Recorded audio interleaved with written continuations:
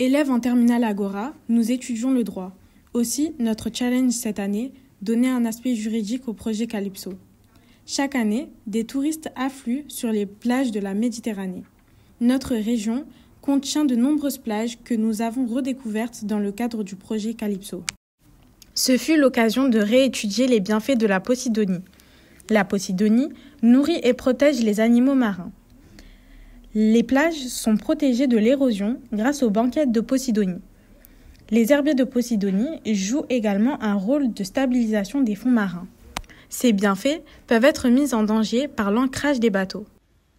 Pour information, les yachts de plus de 24 mètres ont interdiction d'ancrer dans certaines zones, mais c'est même parfois le cas pour les navires d'une longueur supérieure ou égale à 20 mètres, et ce pour la protection des herbiers de Posidonie. Or, le capitaine du take-off de 26 mètres n'a pas respecté cette interdiction. FNEPACA a donc saisi le tribunal maritime de Marseille.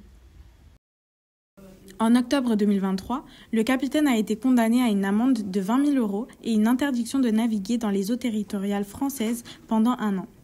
L'enjeu actuel reste la reconnaissance d'un préjudice écologique lié à la destruction des herbiers de Posidonie.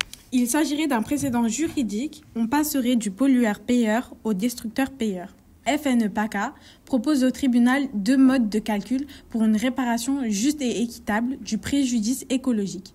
C'est au tribunal maritime de statuer sur la méthode retenue, la première étant la réparation proportionnelle à la valeur écosystémique de l'herbier, à hauteur de 213 223 €.